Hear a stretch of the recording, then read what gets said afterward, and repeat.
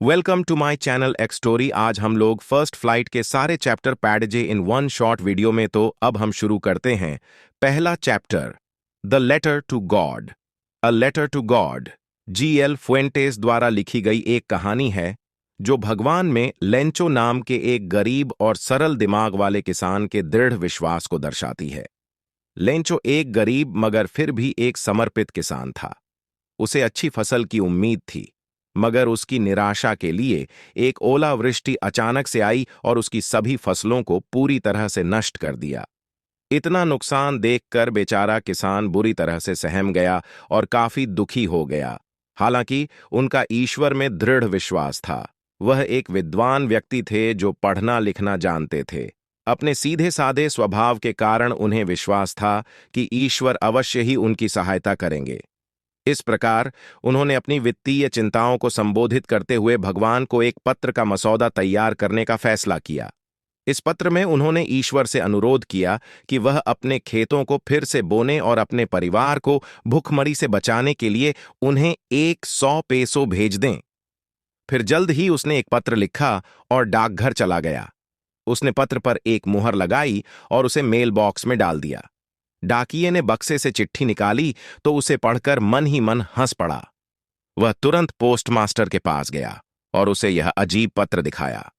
Postmaster ने पत्र पढ़ा, लेकिन जब उसने देखा कि पत्र भगवान को संबोधित किया गया था तो वह जोर से हंस पड़ा। हालांकि वह किसान के उस विश्वास से भी हिल गया था जिसके साथ भगवान को यह पत्र लिखा गया था। उन्होंने गरीब किसान के भगवान में निर्विवाद विश्वास की सराहना की और उसकी मदद करने का फैसला किया। जल्द ही उन्होंने डाकघर के कर्मचारियों को दान के रूप में कुछ पैसे देने के लिए कहा और खुद अपने वेतन का एक हिस्सा भी दिया ताकि लेंचो का भगवान में विश्वास हिल न जाए।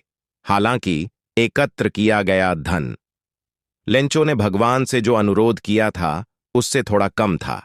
पोस्टमास्टर ने फिर एकत्र किए गए सभी धन को एक लिफाफे में डाल दिया और गरीब किसान को संबोधित कर एक चिट्ठी तैयार की। अगले रविवार लेंचो डाकघर में यह देखने के लिए गया कि क्या उसके लिए कोई पत्र आया है। तब पोस्टमास्टर ने धीरे से उसे यह पत्र सौंप दिया। लेंचो को लिफाफे के अंदर पैसे वाले पत्र को देखकर जरा भी आश्चर्य नहीं हुआ। उसने पैसे गिनने के लिए आत्मविश्वास से लिफाफा खोला, लेकिन जब उसने देखा कि उसमें केवल 70 पेसो थे तो वह क्रोधित हो गया। उन्हें यकीन था कि भगवान इतनी गंभीर गलती कभी नहीं कर सकते। वह तुरंत खिड़की के पास कागज और स्याही मांगने के लिए गया और भगवान को एक और पत्र लिखा और उसे पत्रपेटी में डाल दिया। जब लेंचो वहां से चला गया तो पोस्टमास्टर ने बक्सा खोला और तुरंत उसका पत्र पढ़ा।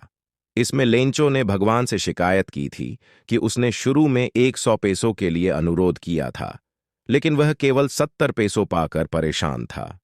इसके अलावा उन्होंने डाकघर के कर्मचारियों की आलोचना की और महसूस किया कि उन्होंने अपने लिफाफे से शेष 30 पेसो चुरा लिए होंगे। उसने भगवान से बाकी पैसे भेजने का आग्रह किया क्योंकि उसे इसकी तत्काल आवश्यकता थी।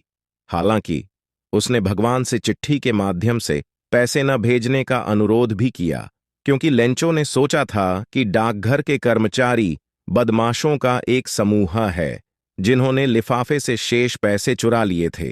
अब हम लोग चैप्टर 2, नेल्सन मंडेला पढ़ने जा रहे। Nelson Mandela, long walk to freedom Nelson Rolihlahla Mandela की आत्मकथा का एक उद्धरण है जो दक्षिण अफ्रीका में काले लोगों की आजादी के लिए संघर्ष का वर्णन करता है।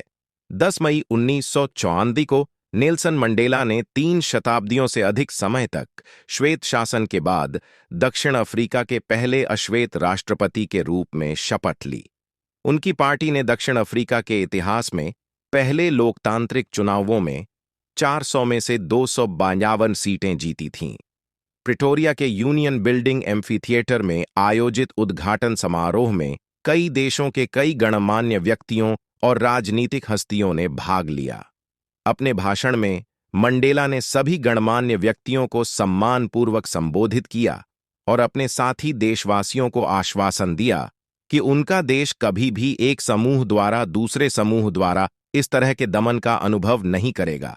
पहले अश्वेत राष्ट्रपति के रूप में शपथ लेते हुए उन्होंने देश में लोकतंत्र की स्थापना की और कहा कि जाति, रंग, पंथ या नस्ल के बावजूद लोगों के साथ कोई भेदभाव नहीं किया जाएगा।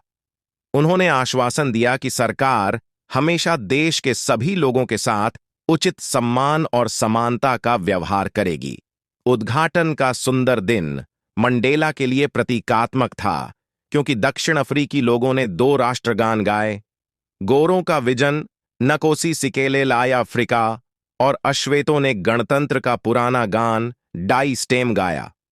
इन सभी घटनाओं ने मंडेला को याद दिलाया कि पहले किस तरह काली चमड़ी वाले लोगों का गोरे लोगों द्वारा शोषण किया जाता था। उन्होंने अपनी जाति के दर्द को गहराई से महसूस किया और कहा कि अपनी ही धरती पर काली चमड़ी वाले लोगों के खिलाफ गोरी चमड़ी वाले लोगों के इस प्रकार के दमन और नस्लीय वर्चस्व ने दुनिया में अब तक देखे गए सबसे कठोर और सबसे अमानवीय समाजों में से एक को जन्म दिया है। या जहां उनका दृढ़ विश्वास था कि कोई भी व्यक्ति त्वचा के रंग, पृष्ठभूमि या धर्म के आधार पर दूसरे व्यक्ति से नफरत करने के लिए पैदा नहीं होता है। हालांकि लोगों को नफरत करना सीखना चाहिए, क्योंकि अगर वे नफरत करना सीखते हैं तो उन्हें प्यार करना भी सिखाया जा सकता है, क्योंकि इंसानों में नफरत की तुलना में प्यार अधिक स्वाभाविक रूप से आता है। उन्होंने यह भी बताया कि एक व्यक्ति कैसे बहादुर बनता है, इसलिए नहीं कि उसे डर नहीं लगता, बल्कि इसलिए क्योंकि वह जानता है कि अपने डर पर कैसे विजय पाना है। इसके अलावा मंडेला ने कहा कि जीवन में प्रत्येक व्यक्ति के 2 प्रमुख दायित्व हैं। पहला, अपने परिवार के प्रति उसका दायित्व है, जिसमें उसके माता-पिता, पत्नी और बच्चे शामिल हैं, और दूसरा, अपनी मातृभूमि, देशवासियों और अपने समुदाय के प्रति है। प्रत्येक व्यक्ति अपनी रुचि एवं अभिरुचि के अनुसार उन दायित्वों को पूरा करने में सक्षम है। हालांकि देश में लोकतांत्रिक लहर के तू उन्होंने महसूस किया कि उनके साथ शोषण के गुलामों की तरह व्यवहार किया जाता था और गोरी चमड़ी वाले लोग उनकी जाति के सभी लोगों के साथ गलत व्यवहार करते थे।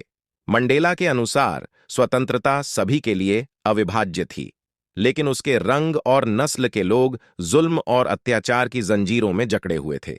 वह जानते थे कि उत्पीड़क को भी उत्पीड़ित की तरह ही आजाद करना होगा, क्योंकि जो व्यक्ति दूसरे की आजादी छीनता है वह भी इसी तरह के जुल्म का कैदी होता है। इस प्रकार अत्याचारी भी स्वतंत्र नहीं है और स्वयं को उत्पीड़न की जंजीरों में जकड़ा हुआ महसूस करता है। अब हम लोग चैप्टर 3 स्टोरीज अबाउट फ्लाइंग पेडेज, उसका पहला भाग पढ़ेगा। उसका नाम है हिज फर्स्ट फ्लाइट।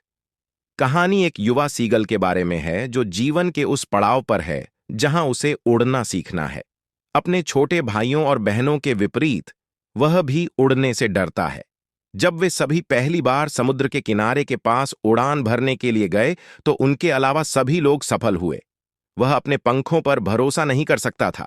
वह विशाल समुद्र से घबरा गया और आश्वस्त हो गया कि वह कभी उड़ नहीं सकता। नतीजतन वह शर्मिंदा और निराश हो गया और इस तरह कगार के अंदर चला गया जहां आमतौर पर वह सोता था। उनके छोटे भाई बहनों ने अपने पंखों को अपने पंखों से छोटा होने के बावजूद अपनी पहली उड़ान भरने में कामयाबी हासिल की, लेकिन उन्होंने इतनी हिम्मत की कोशिश की कि हिम्मत नहीं जुटा पाए। उसे उसके माता पिता ने फिर से कोशिश न करने के लिए डांटा था, लेकिन वह इतना डर गया था कि वह हिल भी नहीं पा रहा था। अब वह कोशिश करने के बाद एक दिन के लिए अकेला हो गया था, क्योंकि उसके माता पिता अपने भाई बहनों पर ध्यान केंद्रित करने में व्यस्त थे। उन्होंने अपने भाई बहनों को भोजन, मछली के लिए उड़ान भरने और गोता लगाने की कला में महारत हासिल करने में मदद की। उनके पुराने भाई बहन ने उनकी पहली मछली भी पकड़ी, जिसे उन्होंने गर्व से एक चट्टान पर खाया, जबकि उनके माता पिता ने इसे मनाया। उस सुबह उसके माता पिता ने उसे कायर होने के लिए सभी तरह से ताना मारा। सूरज अब उग आया था और वह पहले से अधिक गर्मी महसूस कर रहा था, क्योंकि वह रात से पहले से ही खाली था। उन्होंने अपने नेतृत्व में कदम रखा और अपने परिवार का ध्यान आकर्षित करने के लिए एक पैर पर सोने का नाटक किया। फिर भी किसी ने उस पर ध्यान नहीं दिया। उनके भाई बहन सो रहे थे, उनके पिता अपनी चोंच से उनके पंख साफ कर रहे थे और उनकी मां एक अन्य पठार पर मछली खा रही थीं।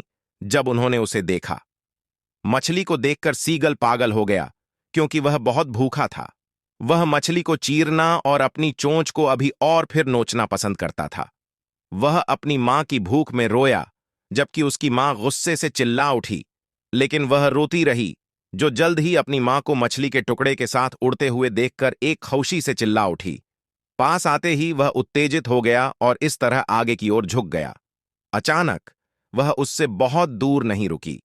उत्तेजना और भूख से बाहर, उसने एक पल के लिए एहसास किए बिना मछली पर गोता लगाया कि वह उड़ने से डरता था। वह इतना उत्तेजित हो गया कि कोशिश करते ही गिर गया। एक पल के लिए वह सदमे में था और आतंक से बाहर खड़ा था। यह सब केवल एक पल के लिए चला और जल्द ही उसके पंख खुल गए, जैसे वह भाग गया। वह अपने स्तन पंख, पेट और पंखों के खिलाफ हवा महसूस कर सकता था। वह खुद को हवा से काटते हुए महसूस कर सकता था। वह अब डरने वाला नहीं था। वह थोड़ा घबराया हुआ था, लेकिन फिर उसकी मां ने उसका साथ दिया। पूरे परिवार ने उत्साह से चिल्लाया। इस प्रकार डर पर अपनी जीत का जश्न मनाया। एक बार जब उसने अपने डर पर काबू पा लिया, तो वह भूल गया कि वह एक बार इससे डर गया है। उसने उन सभी चीजों को किया जिन्हें वह एक बार डर गया था। वह सीधे समुद्र में भाग गया और उसके नीचे हरियाली और पहाड़ देख सकता था। जीत का आनंद लेते ही वह खुशी से चिल्ला उठा। जब वह उतरा तो उसका परिवार उसके साथ एक इशारे के रूप में उतरा कि वे गर्व कर रहे थे। वे अपनी ऊंची आवाज में उत्तेजना में चीख रहे थे और चिल्ला रहे थे। वह तब समुद्र में चला गया, जहां पहले तो वह घबरा गया और इस तरह घबरा गया। उसने भागने की कोशिश की, लेकिन भूख के कारण थक गया और कमजोर हो गया। इस प्रकार जब वह शांत हो गया तो वह समुद्र में तैरने लगा, जिससे वह एक बार डर गया था। उनका परिवार उत्साह में जश्न मना रहा था और उन्हें प्रशंसा के रूप में भोजन की पेशकश की। अंत में उसने अपने डर पर काबू पा लिया था और अपनी पहली उड़ान भरी। तो अब हम शुरू करते हैं चैप्टर 3, द ब्लैक एरोप्लेन का। उसका दूसरा भाग पढ़ेंगे। रात का समय था, जब आसमान साफ था और तारों को टिमटिमाते देखा जा सकता था। पायलट को उस देश के ऊपर होने में शांति महसूस हुई जो सोते समय गिर गया था, जब वह फ्रांस से इंग्लैंड के लिए उड़ान भर रहा था। सुबह के 1:30 बज चुके थे और वह अपने परिवार के साथ छुट्टियां मनाने के बारे में कल्पना कर रहा था। जब हवाई जहाज फ्रांस में था, पायलट ने पेरिस कंट्रोल कर्मियों को इसकी उपस्थिति और निर्देशों के बारे में सूचित करने के बारे में सोचा। उस समय पेरिस शहर की रोशनी उस पर जल रही थी। उन्होंने नियंत्रण एजेंसी को सूचित किया, जिसके बारे में उन्होंने निर्देश पर आगे निर्देश के साथ जवाब दिया। पेरिस के नियंत्रण कक्ष ने उसे पश्चिम की ओर 12 डिग्री मोड़ने का निर्देश दिया। निर्देश प्राप्त करने के बाद पायलट ने काम किया और अंतिम ईंधन टैंक को संचालन में लगाते हुए उनका पीछा किया। इस समय वह अपने परिवार के साथ अपने समय के बारे में सपना देख रहा था और फिर वह गंतव्य बिंदु पर एक संतोषजनक नाश्ता करने के बारे में सोचने लगा। सब कुछ सुनियोजित होने के कारण वह शांत था। अब विमान ने पेरिस को पार कर लिया था जब उसने आकाश में बादल देखना शुरू किया था। बादलों की उपस्थिति ने हवा से यात्रा करना असुरक्षित बना दिया, क्योंकि तूफान की संभावना थी। वे इतने विशाल और गहरे थे कि पायलट ने उनकी तुलना काले पहाड़ों से की। वह जानता था कि वह उन्हें पास नहीं कर सकता, क्योंकि उनके ऊपर जाना असंभव था या अंतिम टैंक में छोड़ दिए गए ईंधन की मात्रा के साथ उन्हें बचाना था। सही निर्णय सुरक्षित रूप से पेरिस वापस जाने के लिए होता, लेकिन अपने परिवार से मिलने की इच्छा के कारण पायलट के निर्णय लेने से बादल छा गए। वह अपने परिवार के साथ रहना चाहता था और वह पूरे दिन का सपना देख रहा था कि उसने वापस नहीं जाने का जोखिम उठाया। इस प्रकार उसने विमान को सही तूफान में ले लिया। तूफान की वजह से इतना अंधेरा था कि विमान के बाहर कुछ भी दिखाई नहीं दे रहा था। उसने हवाई जहाज से नियंत्रण खोना शुरू कर दिया। खराब मौसम के कारण कंपास और अन्य उपकरणों ने भी काम करना बंद कर दिया था। वह असहाय हो गया। उन्होंने पेरिस कंट्रोल एजेंसी को फोन करने की कोशिश की, जिसने पहले उसकी मदद की थी, लेकिन मौसम की वजह से कनेक्ट नहीं हो सका। बीच में जब सब कुछ विफल हो गया तो उसने एक और हवाई जहाज को देखा तो आशा की किरण दिखाई दी। उन्होंने राहत महसूस की जब उन्होंने एक और पायलट का चेहरा देखा और उसे तूफान से बचने में मदद करने की इच्छा दिखाई। उसने खुद को सोचा कि दूसरा पायलट बहुत दयालु है, क्योंकि वह जानता था कि वे खो गए थे और उसकी मदद करने की कोशिश कर रहे थे।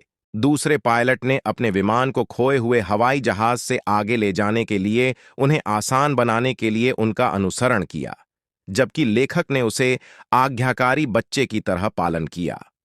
वह भी घबरा रहा था, क्योंकि बहुत कम मात्रा में ईंधन बचा था।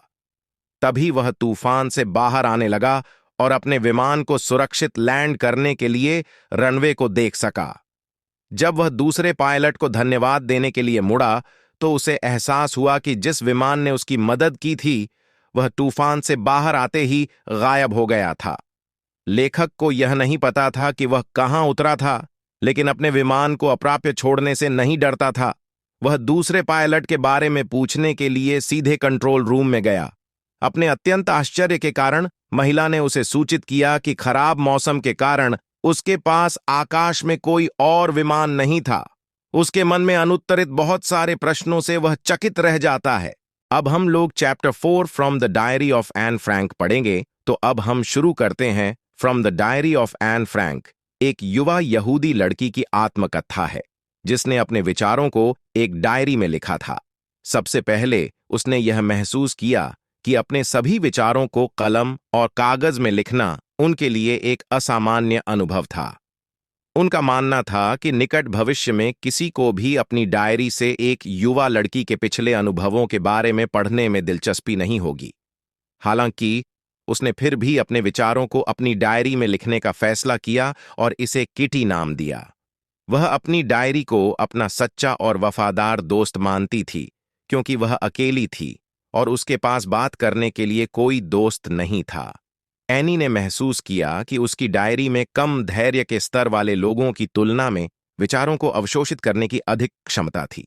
इसके अलावा उसने उल्लेख किया कि वह अपने परिवार से कितना प्यार करती है, विशेष रूप से अपने आराध्य पिता से, जिसने उसे उसके 13वें जन्मदिन पर यह डायरी उपहार में दी थी। 20 जून 1942 को एनी ने बताया कि कैसे उनकी पूरी कक्षा उनके परीक्षा परिणामों को लेकर घबराई हुई थी। हालांकि वह अन्य विषयों के बारे में आश्वस्त थी, लेकिन वह गणित के बारे में निश्चित नहीं थी। उसने और उसकी सहेली जी ने छात्रों से शांत रहने और शोर न करने की विनती की, लेकिन सब व्यर्थ गया। उसने महसूस किया कि कक्षा के लगभग 1/4 बच्चे डमीज जैसे थे, जिन्हें वापस उसी कक्षा में रखा जाना चाहिए, क्योंकि वे कभी किसी अन्य गतिविधियों में भाग नहीं लेते थे। इसके अलावा एनी ने यह भी बताया कि कैसे गणित के शिक्षक मिस्टर कीसिंग उसके बातूनी स्वभाव से नाराज थे। जब भी वह अपनी कक्षा के दौरान अधिक बात करती थी, तो वह अक्सर उसे अतिरिक्त होमवर्क देकर दंडित करता था। पहली सजा में उसने उसे ए चैटरबॉक्स पर एक निबंध लिखने के लिए कहा, जो अपने आप में एनी के लिए एक अजीब विषय था। उसने विषय के बारे में एक अच्छा विचार दिया और बात करने के समर्थन में अपनी बातों को सही ठहराते हुए अपने निबंध में ठोस तर्क प्रस्तुत करने का फैसला किया। उसने उल्लेख किया कि वह खुद को बेहतर बनाने की कोशिश करेगी, लेकिन वह अपनी मां से विरासत में मिली विशेषता के बारे में कुछ नहीं कर सकी। जब उसकी शिक्षिका ने निबंध पढ़ा, तो उसने उसे मनोरंजक पाया और उसे उसके अपरिवर्तनीय बातूनी स्वभाव के लिए एक दूसरा निबंध, एन इनकॉरिजिबल चैटरबॉक्स, लिखने का काम सौंपा। हालांकि तीसरे पाठ के दौरान मिस्टर कीसिंग ने उसके औचित्य को पर्याप्त रूप से पढ़ा था और उसकी अचूक आदत के लिए सजा के रूप में उसे एक और विषय सौंपा था, जिसका शीर्षक quack quack quack said mistress chatterbox था। और पहले इसी तरह के विषयों पर निबंध लिखने के बाद अब एनी के विचार लगभग समाप्त हो गए थे। इस बार उसने अपनी मित्र सान्ने की मदद ली, जो कविता में अच्छी थी, और उसने शुरू से अंत तक व्यंग्य कविता में निबंध लिखा था। जब उनके शिक्षक ने यह निबंध पढ़ा, तो उन्होंने इसे हल्के में लिया और इसका पूरा आनंद लिया। तब से एनी को कक्षा में बात करने की अनुमति दे दी गई, और इसके बाद एनी फ्रैंक को मिस्टर कीजिंग द्वारा कभी भी कोई अतिरिक्त होमवर्क नहीं सौंपा गया। तो अब हम शुरू करते हैं चैप्टर 5 ग्लिम्पसेस ऑफ इंडिया का part 1, a baker from Goa कहानी। हमें उस समय वापस ले जाती है जब पुर्तगाली गोवा पर शासन करते थे। वे अपने ब्रेड के लिए बेहद प्रसिद्ध थे। कथाकार अक्सर अपने बुजुर्गों को उन अच्छे पुराने दिनों के बारे में सोचते हुए पाता है और उन्हें बताता है कि प्रसिद्ध ब्रेड उस समय से पहले है जब पुर्तगाली गोवा पर शासन करते थे। वे अतीत पर विचार करते हैं और उन्हें बताते हैं कि हालांकि पुर्तगालियों ने गोवा छोड़ दिया है, लेकिन रोटी की रोटी अभी भी मौजूद है। यदि मूल नहीं है तो उनकी विरासत उनके बेटों द्वारा जारी रखी जा रही है। बेकर्स को अभी भी पैडर्स के रूप में संदर्भित किया जा रहा है। बेकिंग के बारे में सब कुछ अभी भी वही है। उन लोगों से लेकर जो रोटी की रोटियों को ढालते हैं, उन भट्टियों को जो समय की दरारें से बची हैं, उनके आने की आवाज और उनकी बांस की छड़ी की थाप अब भी पुराने जमाने की तरह सुनी जा सकती है। कथाकार याद करते हैं कि बेकर ने गोवा में अपने बचपन के दिनों में उनके दोस्त और साथी के रूप में काम किया था। बेकर दिन में 2 बार आता था, एक बार जब वह अपनी रोटियां बेचने के चक्कर में था और दूसरी बार अपनी खाली टोकरी के साथ वापस लौटते हुए सभी रोटियां बेचकर। यह उनकी बांस की छड़ी की आवाज थी जो बच्चों को जगाती थी। बच्चे उनसे मिलने के लिए बहुत उत्साहित थे और विशेष रूप से उनके लिए बनी ब्रेड की चूड़ियों या कंकोण से चुन रहे थे। जबकि चूड़ियां बच्चों के लिए थीं, रोटियां वयस्कों के लिए थीं, जो आम तौर पर घर की नौकरानी द्वारा एकत्र की जाती थीं। बेकर अक्सर अपनी बांस की छड़ी के साथ एक संगीत प्रविष्टि बनाता था। उसके एक हाथ ने उसके सिर पर टोकरी का समर्थन किया, जबकि दूसरे ने बांस को जमीन पर पटक दिया। वह घर घर जाकर महिलाओं को रोटियां सौंपने से पहले उनका अभिवादन करता। माता पिता बच्चों को डांटते थे और उन्हें अलग खड़ा करते थे, लेकिन वे जितने उत्सुक थे, वे टोकरी में झांकने के लिए एक बेंच या दीवार पर चढ़ गए। उन्होंने उन ब्रेड बैंगल्स को रखने से पहले अपने दांतों को ब्रश करने की भी जहमत नहीं उठाई, क्योंकि उन्हें शाखाओं से आम के पत्तों को दांतों को ब्रश करने के लिए इस्तेमाल करना अनावश्यक प्रयास लगता था। वे ब्रश करने को अनावश्यक मानते थे क्योंकि गर्म चाय आसानी से अपना मुंह धो सकती थी और उन्हें लगता था कि बाघ जैसे जानवरों ने कभी अपने दांत नहीं धोए। रोटी गोयन संस्कृति का एक महत्वपूर्ण हिस्सा है और यह हर महत्वपूर्ण अवसर पर इसकी उपस्थिति से स्पष्ट है। विवाह में मिठाई की ब्रेड से लेकर सगाई की पार्टियों में सैंडविच और क्रिसमस के साथ साथ अन्य अवसरों पर केक और नारियल कुकीज, हर गांव में एक बेकर की उपस्थिति को बहुत आवश्यक बनाता है। बेकर्स को झांत था कि उन्हें घुटने की लंबाई वाली फ्रॉक लंबी पोशाकें पहनाई जाती थीं, जिन्हें आमतौर पर काबाई के नाम से जाना जाता था। कथाकार के बचपन के दिनों में उन्होंने उन्हें शर्ट और पैंट पहने देखा था, जिनकी लंबाई सामान्य लोगों की तुलना में कम थी। यह उनकी पहचान का एक हिस्सा इतना था कि भले ही कोई उस पतलून की लंबाई पहनता हो, उसे कहा जाता है कि उसने बेकर की तरह कपड़े पहने थे, या पुराने जमाने में कहा जाता था। बेकर के पास पेंसिल का उपयोग करके दीवार पर बिलों का मासिक रिकॉर्ड बनाने और फिर महीने के अंत में धन एकत्र करने का एक तरीका था।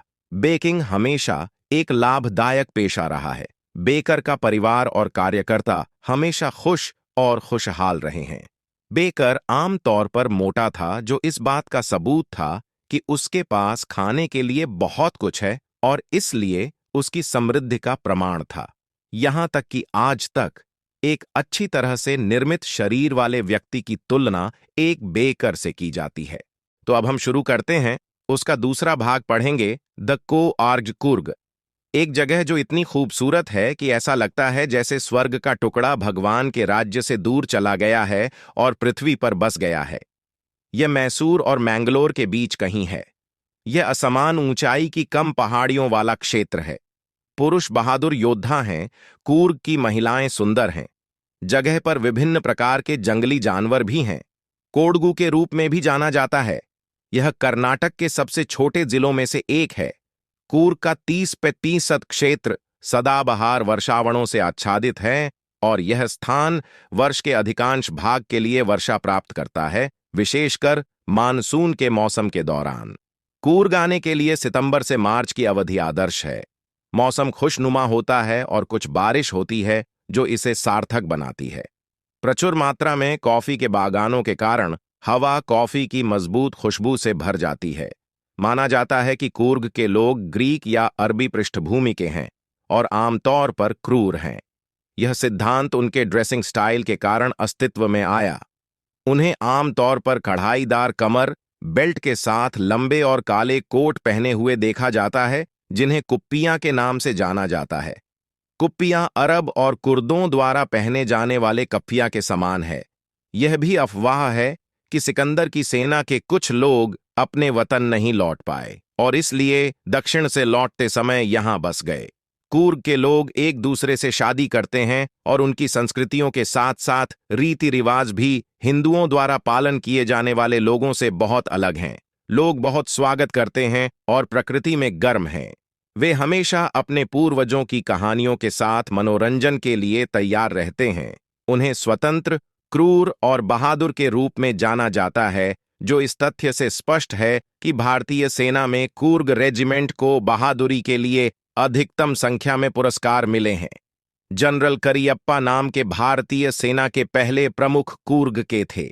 इसके अलावा ये एकमात्र ऐसे लोग हैं जिन्हें आग्नेयास्त्रों को स्वतंत्र रूप से दूसरों के विपरीत ले जाने की अनुमति है, जिन्हें लाइसेंस की आवश्यकता है। इससे पता चलता है कि कुर्गिस विश्वसनीय भी हैं। कूर्ग के सदाबहार जंगल और पहाड़ियां दक्षिण भारत की एक प्रमुख नदी कावेरी नदी को पानी प्रदान करती हैं। मासेरर नामक एक बड़ी ताजे पानी की मछली इन पानी में पाई जाती है और पक्षियों द्वारा देखी जाती है। गिलहरी और लंगूर आधे पानी वाले फलों को फेंककर इन पानी में खेलते हैं, जबकि हाथी इसमें स्नान करने का आनंद लेते हैं। जगह की प्राकृतिक सुंदरता में आराम करने के लिए कूर्ग की यात्रा करने वाले पर्यटक river rafting, canoeing, rappelling, rock climbing और माउंटेन क्लाइंबिंग जैसी विभिन्न साहसिक खेल गतिविधियों की ओर भी आकर्षित होते हैं। पहाड़ियों में पैदल चलने वाले पैदल यात्रियों द्वारा विभिन्न रास्ते बनाए जाते हैं जो वहां ट्रैक करते हैं। अपने क्षेत्र में टहलने के दौरान कोई व्यक्ति अपने आसपास विभिन्न प्रकार के जानवर पा सकता है। पक्षी, मधुमक्खियां और तितलियां आपके आसपास उड़ती हैं, जबकि गिलहरी और लंगूर पेड़ों से आप पर नजर रखते हैं। जंगली हाथी भी कूर्ग में पाए जा सकते हैं। कूर्ग के खूबसूरत शहर को देखने के लिए ब्रह्मगिरी पहाड़ियों पर चढ़ना चाहिए। कूर्ग निसारगढ़धामा और ब्यलकुप्पे द्वीप की तरह सुंदरता के अद्भुत स्थानों से घिरा हुआ है, जो भारत की सबसे बड़ी तिब्बती बस्ती है। कूर्ग जिले में लाल, नारंगी और पीले रंग के परिधान पहने हुए भिक्षुओं को भी देखा जा सकता है, जहां यात्रियों के लिए उनकी जीवन शैली आकर्षक है। विविध संस्कृतियों का मिश्रण यहां देखा जा सकता है, जो भारत के हृदय और आत्मा का प्रतिनिधित्व करते हैं। तो अब हम शुरू करते हैं चैप्टर 6, मिज़बिल द ऑटर कहानी। मिज़बिल द ऑटर लेखक गेविन मैक्सवेल से शुरू होती है, जो यूरोप से अपने मेल इकट्ठा करने और जवाब देने के लिए अपने दोस्त के साथ महावाणिज्य दूतावास के लिए बसरा की यात्रा कर रहे थे। अपनी यात्रा के दौरान मैक्सवेल ने कुत्ते के बजाय एक ऊदबिलाव को पालतू जानवर के रूप में रखने की इच्छा व्यक्त की, क्योंकि पहले अपने पालतू कुत्ते को खोने के बाद वह बहुत अकेला महसूस कर रहे थे। उसके दोस्त ने सुझाव दिया कि उसे इराक में टाइग्रिस दलदल से एक ऊदबिलाव मिलेगा। जब वे गंतव्य पर पहुंचे तो उनके मित्र को तुरंत मेल प्राप्त हुआ, जबकि मैक्सवेल को अपना मेल प्राप्त करने के लिए कुछ और दिनों तक इंतजार करना पड़ा। एक बार जब उसे मेल प्राप्त हुआ तो उसने वह बोरा उठाया जो 2 अरबों द्वारा उसके मित्र का संदेश लेकर लाया गया था, और उसे उसके अंदर एक ऊद बिलाव मिला। उन्होंने ऊद बिलाव को मिज़बिल नाम दिया और अक्सर इसे मिज़ के नाम से संदर्भित करते थे। छोटे जीव को अपने परिवेश के अनुकूल ढलने में थोड़ा समय लगा। कुछ ही समय में मैक्सवेल ने देखा कि मिज़ को पानी से खेलने में मजा आया और उसने बाथरूम का नल अपने आप खोलना कैसे सीख लिया। लेखक मिज़ द्वारा रचनात्मकता के स्पर्श के साथ खेले गए खेलों से पूरी तरह आश्चर्यचकित था। जल्द ही मैक्सवेल के लिए अपने पालतू ऊद बिलाव के साथ इंग्लैंड लौटने का समय आ गया। हालांकि ब्रिटिश एयरलाइंस में कुछ प्रतिबंध थे जो जानवरों को इंसानों के साथ यात्रा करने से रोकते थे, इसलिए उन्होंने एक और उड़ान बुक की जिससे मिज़ को उनके साथ यात्रा करने की अनुमति मिल गई। नई एयरलाइंस ने इस बात पर जोर दिया कि मिज को एक बॉक्स में पैक किया जाना चाहिए ताकि इससे विमान में मौजूद अन्य सहयात्रियों को परेशानी न हो। इसके बाद मैक्सवेल ने उड़ान से 1 घंटे पहले एक बॉक्स की व्यवस्था की, मिज़बिल को अंदर रखा और जल्दी से भोजन लेने के लिए निकल गया। जब वह वापस लौटा तो उसने देखा कि बक्से में छेद थे और किनारे खून से सने हुए थे। वह समझ गया कि मिज ने बॉक्स के अंदर खुद को घायल कर लिया होगा। उन्होंने बॉक्स को ठीक से साफ किया और फ्लाइट के उड़ान भरने से कुछ मिनट पहले एयरपोर्ट पहुंच गए। जब वह फ्लाइट में चढ़े तो उन्होंने पूरी घटना एक एयर होस्टेस को बताई, जिसने उन्हें अपने पालतू जानवर को कंटेनर के अंदर बंद करने के बजाय अपनी गोद में रखने की सलाह दी। मैक्सवेल उसके दयालु शब्दों के लिए कृतज्ञता से भर गया, लेकिन जैसे ही उसने बक्सा खोला, मीज उछलकर बाहर आ गया और हवा में गायब हो गया, जिससे उड़ान में काफी अफरा तफरी मच गई। कई सहयात्री उस छोटे जीव को इधर उधर घूमता देखकर आश्चर्यचकित रह गए, लेकिन दयालु एयर होस्टेस ने कुछ ही समय में मिज को ले लिया और मैक्सवेल को सौंप दिया। जल्द ही वे लंदन पहुंच गए और मैक्सवेल ने जहाज पर उनके समर्थन के लिए चालक दल को धन्यवाद दिया। तो अब हम शुरू करते हैं मैडम राइड्स द बस। यह एक तमिल लड़की वल्लमई या वल्ली की संवेदनशील कहानी है जो केवल 8 साल की है। वह बाहरी दुनिया के बारे में जानने के लिए उत्सुक था। इसके अलावा उसके पास खेलने के लिए दोस्त नहीं थे, इसलिए वह अपने निवास के द्वार के भीतर खड़ी रहती है और गली में लोगों को देखती है। यह उसका पसंदीदा शगल था। हालांकि बस यात्रा से वह हमेशा मंत्रमुग्ध रहती थी। वहां उसके गांव और निकटतम शहर के बीच एक बस यात्रा की। उसने अपने पड़ोसियों से बस के समय के बारे में जानकारी एकत्र करना शुरू कर दिया। बस उसके गांव के पास के कस्बे की यात्रा करती है, जो उसके गांव से लगभग 6 मील की दूरी पर है। एक तरह से किराया 30 पैसे था, इसलिए वल्ली ने बस के किराए के लिए पैसे बचाना शुरू कर दिया। उसने दोपहर में यात्रा करने की योजना बनाई जब उसकी मां उसकी झपकी ले रही थी। वल्ली बस के इंतजार में सड़क किनारे खड़ा था। बस के आते ही उसने कंडक्टर से कहा कि वह शहर जाना चाहती है। कंडक्टर एक जोवियल व्यक्ति था। उसने अपनी मैडम को बुलाया और उसे सीट दिखाई।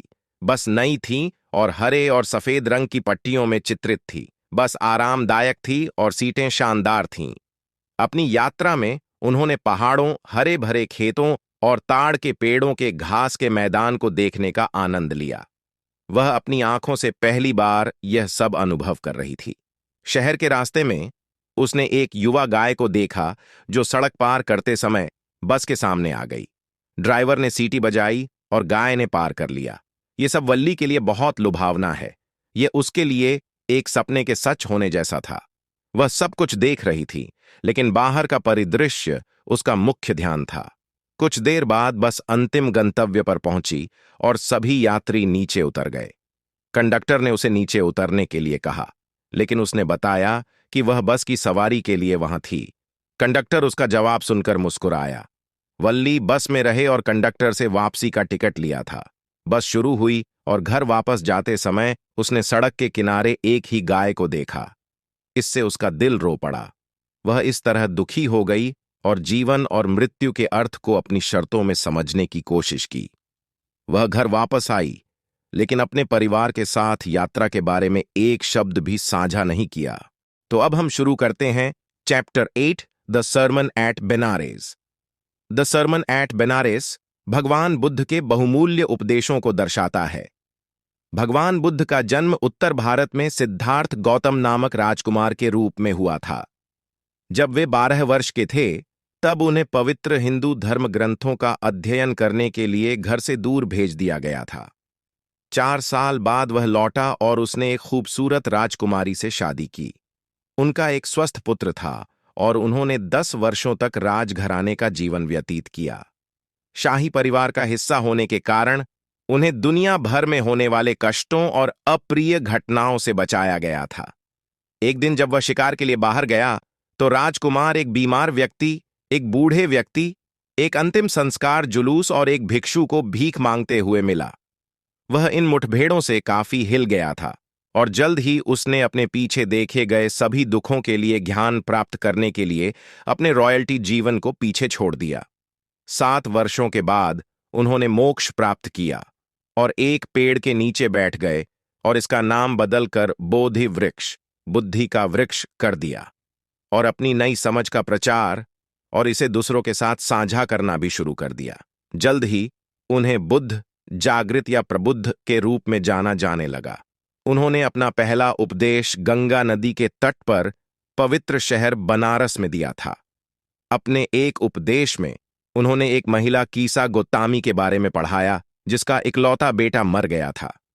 वह तबाह हो गई थी और अचानक नुकसान के लिए अत्यधिक दुख में थी। वह अपने बेटे को वापस लाने के लिए मदद और दवा की तलाश में एक घर से दूसरे घर गई। लोगों ने सोचा कि उसके दुख के कारण उसका दिमाग खराब हो गया है। एक दिन उसकी मुलाकात एक व्यक्ति से हुई जिसने उसे मार्गदर्शन के लिए भगवान बुद्ध के पास जाने का निर्देश दिया। उन्हें लगा कि इस संकट में भगवान बुद्ध उनकी मदद कर सकते हैं। महिला निर्देशानुसार साधु के पास गई और उससे अपने बेटे को ठीक करने की भीख मांगी।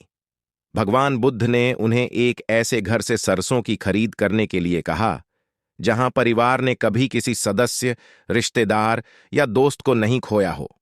तब कीसा गोतामी आशा की एक किरण से भर गई और तुरंत एक घर से दूसरे घर की तलाश में निकली, लेकिन उसे कोई भी ऐसा घर नहीं मिला। उसने निराश महसूस किया और अंत में महसूस किया कि जिस चीज को हासिल करना संभव नहीं था, उसे खोजने में वह कितनी स्वार्थी थी। इस प्रकार वह समझ गई कि मनुष्य एक नश्वर प्राणी है। पृथ्वी पर आने वाले सभी लोगों को मरने पर अपने सभी संबंधों और सामानों को पीछे छोड़ना पड़ता है। तो अब हम शुरू करते हैं अपना last chapter, chapter 9, the proposal. यह अध्याय द प्रपोजल एक कॉमेडी ड्रामा है जो दो धनी परिवारों की प्रवृत्ति पर आधारित है जो विवाह को प्रोत्साहित करके अपनी संपत्ति बढ़ाने के लिए एक दूसरे के साथ संबंध तलाशते हैं जिससे उनकी संपत्ति में सुधार होगा। नाटक की शुरुआत आइवन लोमोव के साथ हुई, जो लोमोव के एक धनी पड़ोसी स्टेफन चुबुकोव से मिलने गए थे। लोमोव स्वयं एक धनी व्यक्ति था जो साफ सुथरे कपड़े पहने हुए था और चुबुकोव की 25 वर्षीय बेटी नटालिया स्टेपानोवना के विवाह में हाथ लेने आया था। शुरू में चुबुकोव लोमोव की अचानक यात्रा के बारे में उत्सुक था और उसने माना कि युवक पैसे मांगने आया था जिसे वह वापस नहीं कर सकता था। लोमोव एक 35 वर्षीय सज्जन व्यक्ति थे जो गंभीर हृदय धड़कन से पीड़ित थे और आसानी से परेशान हो गए थे।